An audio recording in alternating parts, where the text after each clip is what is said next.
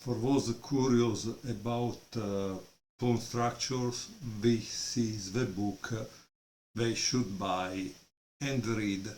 I bought it, I didn't read it for a while, mea culpa, but now I'm doing it. And of course, please give me feedback if the audio is working or not, because a couple of days ago I got a feedback saying that the audio was very low, but I didn't do nothing, honestly. It's really strange, this feeling. So, without further ado, let's go to the second example from this book, which is a game between Kasparov, that is white, and Short, that is black. It was played in Brussels in 1986 and is a Queen's Gambit. Oops, d4, e6, knight f3, knight f6, c4, d5, knight c3, bishop e7, bishop g5, h6, bishop takes f6, bishop takes f6. Oops, he fell down, poor guy. Okay. And e3, castle, rook c1, c6, and bishop d3. The continuation employed by white is a way to avoid the main lines of the Tartakova. White cedes the bishop pair, but in a close position in which black bishops can hardly play an important role. Knight d7, castle, d takes c4, bishop takes c4. Let's put them here, yeah, a bit clear so you can see them. And e5. In Kasparov-Karpov World Championship match game 12, London 1986, black played c5, okay? And for those that are interested in that game, go to watch it. In this was played e5, h3, e takes d4, e takes d4, knight b6, bishop b3, bishop f5, rook e1, and now there is a dubious move, that is bishop g5. Now, obviously, if you want, you could pause the video here and try to find an improvement to that move, okay? And here it says that bishop g5, this was meant as an improvement because the exchange on g5 simplifies the situation on the board. In 2 World Championship games against Kasparov, Karpov defended by opposing his rook on the e5. So instead of that, he played rook e8, which after rook takes e8, queen takes e8, made possible the maneuver queen d2, f4, okay?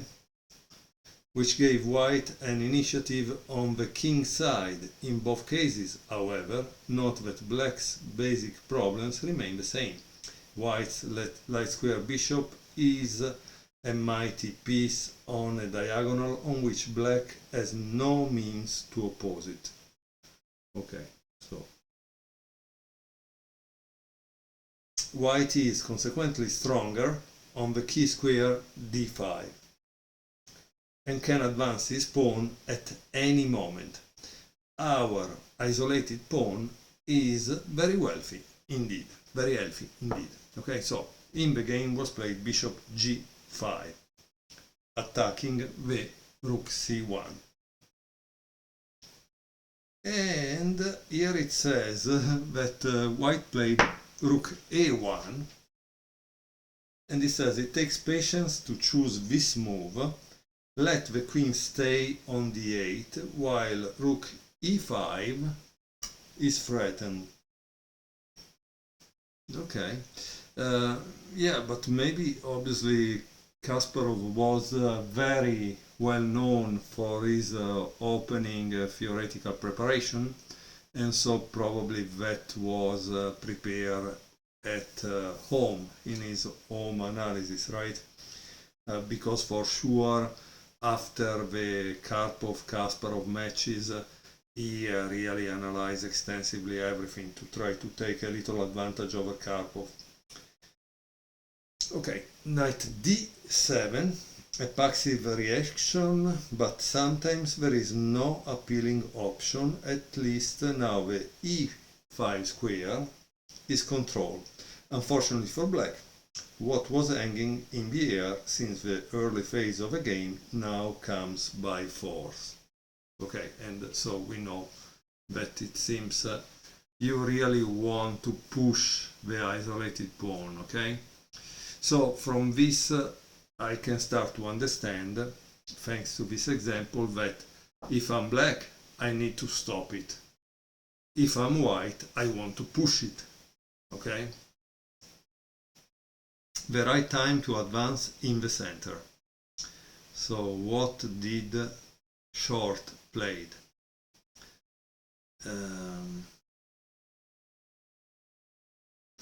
So he played rook c8, but it seems is not the best move, but the author of the book fails to give us a real alternative, because it says c takes d5 is out of the question, and knight c5 would be met by, and it gives a line that gives an advantage to white. So I'm sorry, what should I have played black? Maybe we need to ask to Grandmaster Short.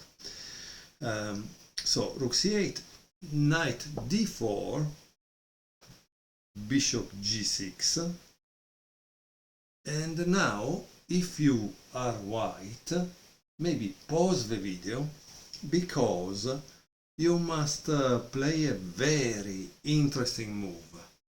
Obviously, if you didn't see this game before, okay? Because it seems a beautiful game already. We are at move 19 for white. I hope you pause the video and try to find what white should play in this position, okay? And white played, boom, knight e6.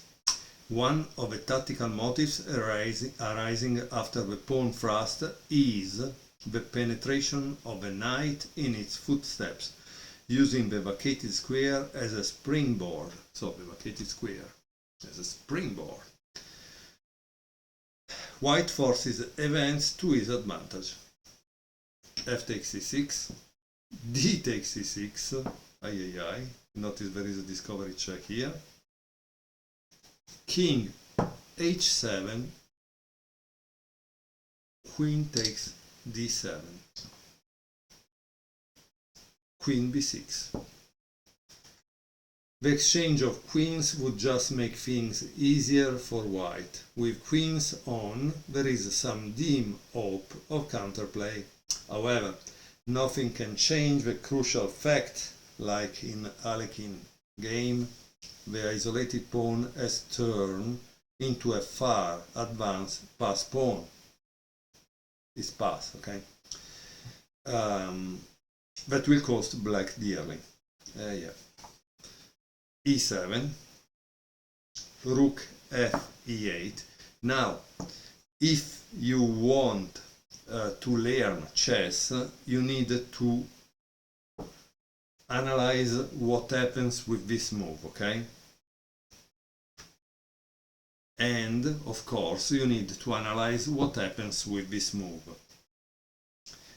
So in both cases the author says that the situation is desperate, but please try to find it out for yourself. So you make this video a kind of active learning. Otherwise you're not learning anything, right? So a little analysis for something simple should be done. So what did Black played? Black played after e7, rook f e8. White continues with a good move that is also a tactical solution.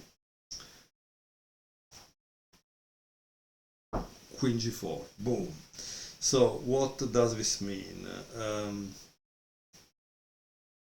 Here it seems Kasparov was able to see like 5 moves ahead because it gives a line based on this, okay? That is 5 moves long, so it's very interesting because 5 moves is something you would see in a long time control game, and that's why you should play tournament chess with long time controls, because that's what helps you to learn calculation. But in the game, Short played Queen c5, and of course after Queen c5 try to pause the video again and find the next move by White. I hope you pause the video. The next move is knight e4, queen takes e7, and here there is a diagram which means that you need to pause the video again, or you really understood why you played knight e4, okay? He played knight e4 because of this. You understand now there is a problem here, and it's huge, no? So here the author says not everybody would see this hidden possibility, emphasizing that black is vulnerable on the b1 h7 diagonal, and there is little he can do about it. Rook f8, g3. It seems he could have won also with h4, okay? And there is an analysis in the book. Queen d8, rook a d1, queen a5, h4, bishop e7, and now there is another beautiful move by White, that is knight c3. The last subtle point, the rooks penetrate to the 7th rank. This is the 7th rank. The game is decided. Bishop takes e2, rook takes e7. Now there is a checkmate threat here, okay? Rook g8, rook d7, bishop f5, rook takes g7, king h8, and of course now there is the last move that is winning, that is queen d4, okay? The same ominous metamorphosis, the vigorous isolated pawn turned into a passed pawn, causing havoc on the 7th rank. So I hope you enjoyed the game. Of course, if your question is, but what happens after this? Well, it's a good question. Probably you should find it out, right? That's the minimum. But it's very easy, because after you play this, of course, the king cannot go here, and if you block, it's checkmate, right? So once again, I hope you enjoyed the game from this book. It's a very important work about pawn structures, and if you want to improve in chess, you need to understand pawn structures, because then you will know what to do. Otherwise, you just go around watching games and not understanding anything. So there are some works that you must read first in order to improve in chess, and this is one of them. Hope you enjoyed the video. Please give me any feedback, and so if I can improve, let me know, okay?